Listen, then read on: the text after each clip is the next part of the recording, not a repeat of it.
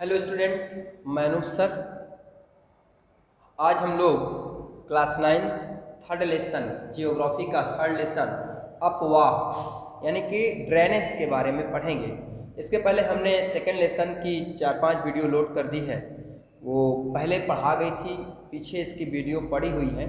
By mistake मैंने इनकी video फिर से तैयार कर दी है, इसलिए आप अब उस चैप्टर को छोड़कर थर्ड चैप्टर्स को देखेंगे, जिसका नाम है अफवाह यानी कि ड्रेनेज। अफवाह अपवाह है क्या? अपवाह है क्या?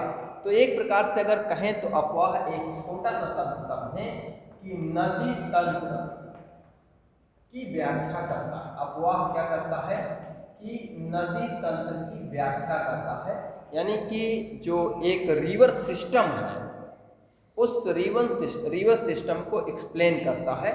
तो द टर्म, ठीक ना, drainage describe the river system on this area. किसी एक क्षेत्र में रिवर, एक मुख्य नदी और उसकी सहायक नदियाँ यानी कि मेन रिवर्स, ठीक ना, और जो हेल्पिंग रिवर्स हैं, उन सबको मिलाकर जो एक तंत्र बनता है, सिस्टम बनता है, रिवर सिस्टम बनता है, उसकी व्याख्या करते हैं क्या?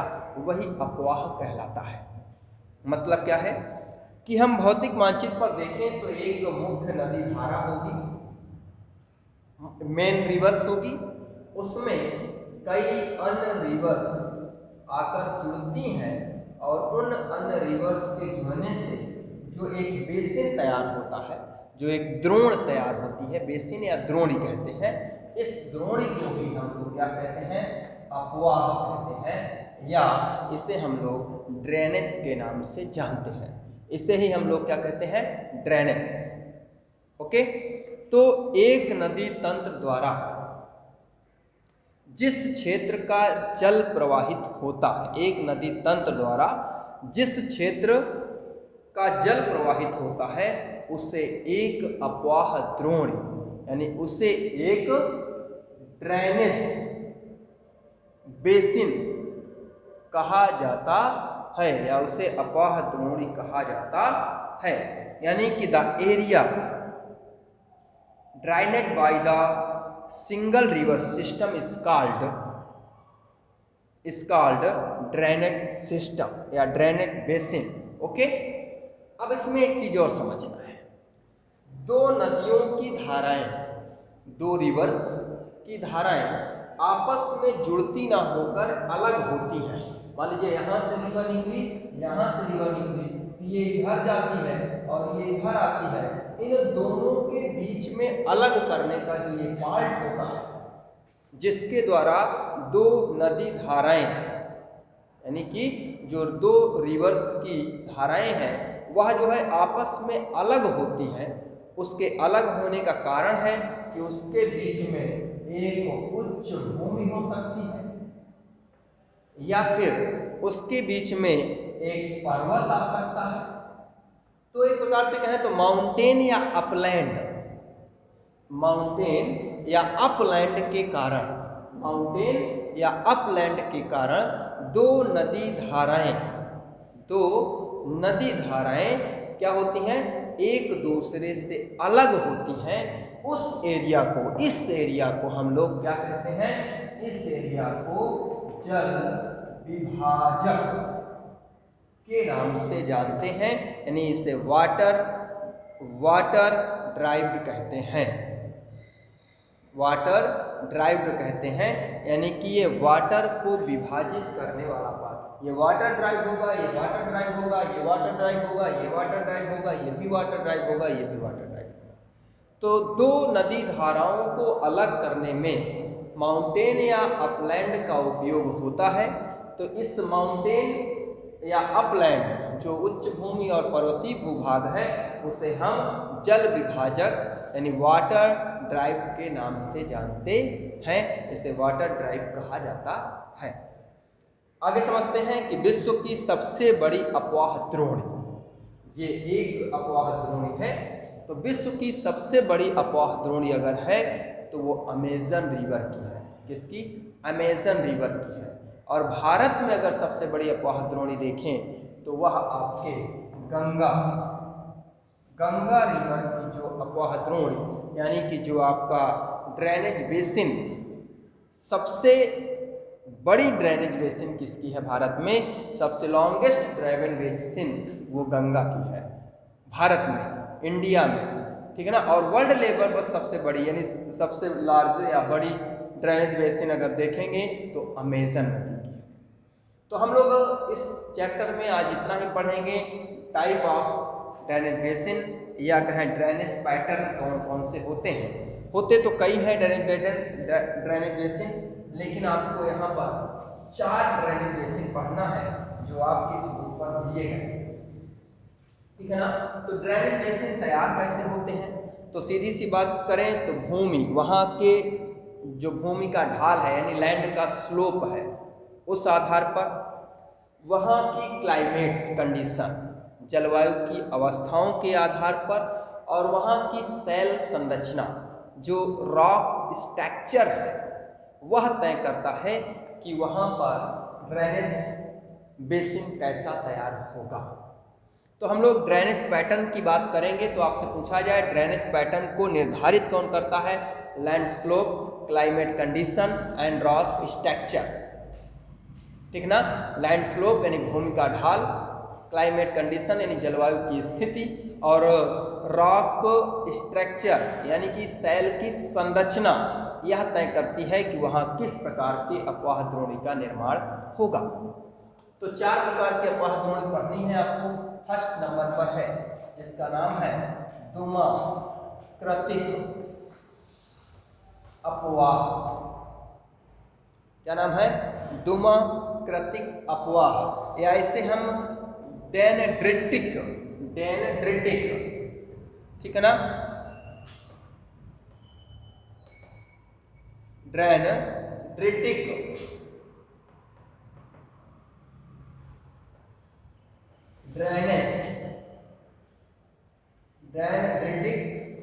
डेनड्रिटिक, इसमें हम जो है इसे डेनड्रिटिक ड्रेनेज के नाम से जानते हैं।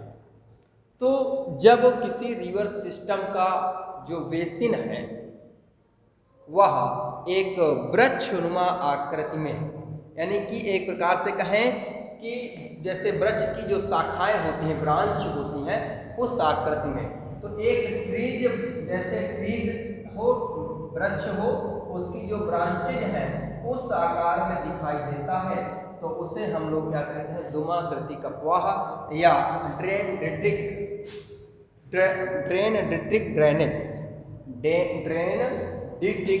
ड्रेनेज के नाम से जानते हैं।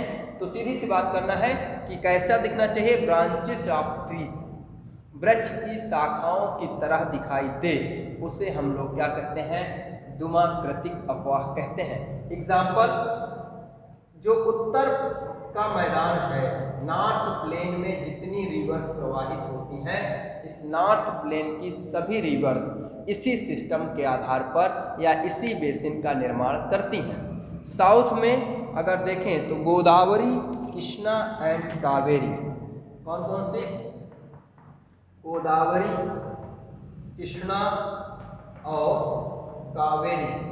गोदावरी, कृष्णा, कावेरी, ये 3 रिवर हैं, ये धूमाकृतिक अपवाह का निर्माण करती हैं, यानी जिसकी बेसिन एक ट्रीज की तरह, एक ट्रीज यानी पेड़ की शाखाओं की तरह दिखाई देता है, उसे हम लोग धूमाकृतिक अपवाह कहते हैं।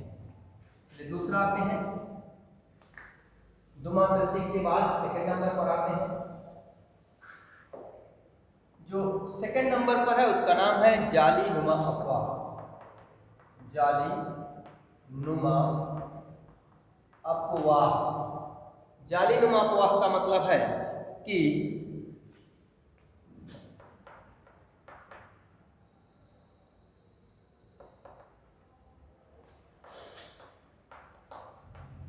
इसका मतलब है कि आपका ट्रेलिस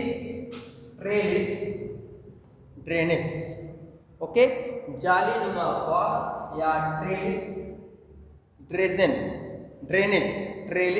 ड्रेनेज, जालीनुमा अपवाह।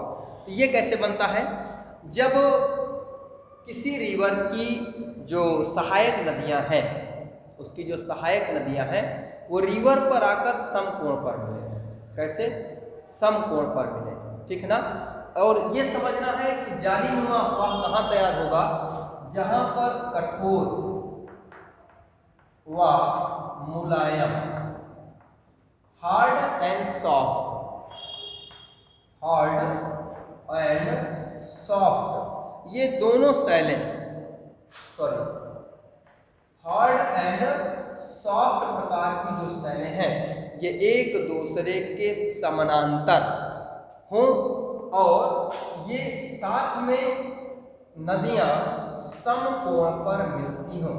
समकोण का मतलब समझते हैं राइट एंगल, राइट एंगल्स पर, एंगल पर मिलती हूँ, राइट एंगल पर मिलती हूँ, वहाँ जालीनुमा अफवाह तैयार होता है। यानी मान लीजिए कि एक रिवर ऐसे बह रही है, दूसरी रिवर आए और ऐसे मिल जाए, ये रिवर आए और ऐसे मिल जाए, यहाँ से आए तो ऐसे बन जाए, ये आए ऐसे बन जाए, ये खुद यहाँ से ऐसे आए तो ऐसे प्रवाहित हो। ओके, तो एक जालीनुमा की आकृति दिखाई देती है जिसे हम लोग क्या कहते हैं? ट्रेलिस,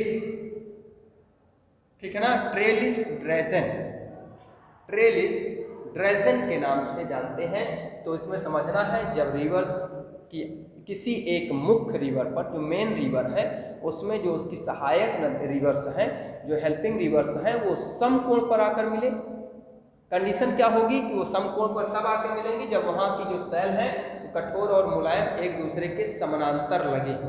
मतलब यहाँ ऐसे अगर देखें ये एक सेल है तो ये कठोर हो तो ये कोमल हो, ये हार्ड हो फिर कठोर हो तो ये कोमल हो, ये वाली रिवर कटेगी और जब कोमल वाली रिवर कटेगी तो नदी ऐसे आएगी, ऐसे मुड़ेगी, ठीक है ना। इस प्रकार से इसका निर्माण होता है। थर्ड नंबर पर आते हैं।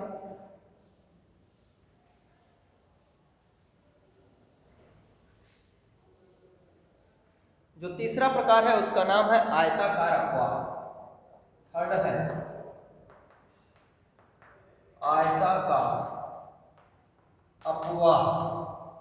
आयताकार अफवाह का मतलब है रेक्टेंगुलर, ठीक ना, रेक्टेंगुलर,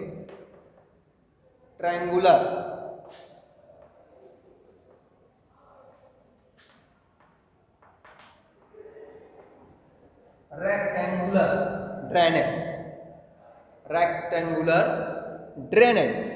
रेक्टेंगुलर ड्रेनेज इसके नाम से समझ आ रहा है आयताकार, यानी जब नदियां आयताकार प्रवाह में आयताकार रूप से आकृतियां बनाती हैं या आयताकार रूप में एक दूसरे पर मिलती हैं तो उसे, जैसे ये मेन रिवर है ये ऐसे खुद प्रवाहित हो, इसकी जो नदियां हैं वो ऐसे आके इसमें मिल जाएं, ठीक है ना, इधर से आकर ऐसे मिल जाए।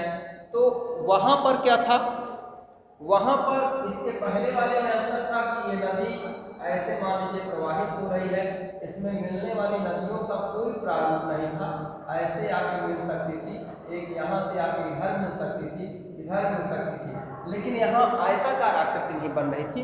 यहाँ पर जो नदियाँ मिलेंगी वे एक मिलने के बाद आपस में मिलने के बाद एक आयतनुमा आकृति का निर्माण करती हैं, यानी रेक्टेंगुलर बनाती हैं। तो इस प्रकार से इन्हें आयताकार आकृति कहा जाता है। ये अपवाह तंत्र, सॉरी इसके पहले पीछे वाले का एग्जाम्पल जो था वो हिमालय पर्वत पे जो आपको प्रवाह दिखता है वो जो है इसका जालीनुमा का था, वो हिमालय पर्वत पर जो नदियों द्वारा द्रोणी बेसिन बनाई जाती है वो इसके एग्जाम्पल थे। इसकी बात करें तो ये बनती कहाँ है? इनके लिए अगर कहा जाए तो प्रबल संधीय शैलीय भूभाग पर, प्रबल संधीय शैलीय भूभाग पर, शैलीय भूभाग पर, यानी ऐसे शैलीय शैलों के बीच में जहाँ पर एक दूसरे से संधियाँ होती हैं, जोड़ होता है, उसके बीच से यह ऐसे प्रवाहित होती हैं। तो प्रबल संधीय शैलीय भूभाग पर आयताकार अपवाह का निर्माण होता है, यानी स्ट्रांगली ज्वाइंट रॉक टेरेन, ठीक है ना, strangling joint rock terrain.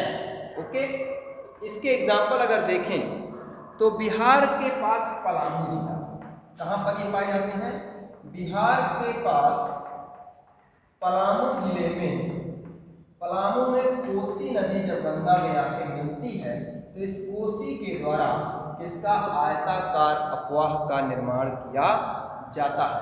Okay, चौथा देखते हैं अंतिम, आपकी बुक के अनुसार, वैसे इसके अलावा भी आकृतियां होती हैं।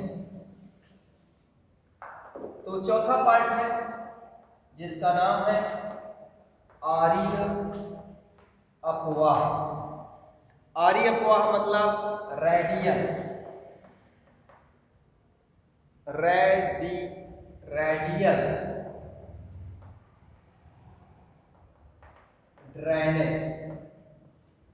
रेडियल ड्रेनेज की बात करें कि जब किसी पर्वतीय भूभाग के शिखर से, केंद्रीय शिखर से नदियां निकले और कई धाराओं में बट जाएं, यानी मान लीजिए कि यहाँ से नदी निकलती है इस केंद्र से, यह पहाड़ी भाग का केंद्र है, और यहाँ से नदी निकले और कई शाखाओं में ऐसे बट जाए, इधर भी जाए इधर भी जाए, तो ये आर्य अपवाह कहलाता है। यानी एक प्रकार से कहें तो आर्य प्रतिरूप कहाँ विकसित होती है? तो केंद्रीय शिखर या गुंबद में, यानी कि सेंट्रल पीक, कहाँ से? सेंट्रल पीक एरिया या फिर गुंबद और डोम। गुंबद सेंट्रल पीक एरिया यानी केंद्रीय शिखर से, या फिर कहां से? गुंबद से, ड्रोम यानी गुंबद से निकलती हैं। ऐसे भी इसका चित्र बना सकते हैं, ज्वालामुखी विस्फोट मान लीजिए हुआ, ये शिखर बना, इसके शिखर से चारों तरफ नदियां प्रवाहित हो जाती है। हमने बनाया इधर भी नदी, इधर भी नदी, इधर भी नदी, यानी इसके इस बात, उधर ऊपर नहीं है, वो उसके इस साइड की नदी है, इसलिए इसको इस प्रकार से हम बनाए थे, ड्रेनेज का पार्ट है और चारों तरफ इसकी नदियां निकली हैं। तो इसे समझें कि एक ऐसे पर्वतीय भूभाग है, यहाँ से नदी निकले, इधर इधर इधर इधर चारों तरफ आर्य रूप से नदियों की धाराएं निकल जाएं, तो उसे हम लोग आर्य अपवाह या रेडियल ड्रेनेज के नाम से जानते हैं। तो आज हम लोग यहीं ड्रेनेज तक ही पढ़ेंगे। ड्रेनेज के टाइप्स ऑफ ड्रेनेज आपने पढ़ लिया है। नेक्स्ट टॉपिक में हम भारत में अपवाह तंत्र यानी कि ड्रेनेज सिस्टम इन इंडिया को देखेंगे। ठीक है, आपको वीडियो पसंद आई हो तो लाइक एंड सब्सक्राइब जरूर करें।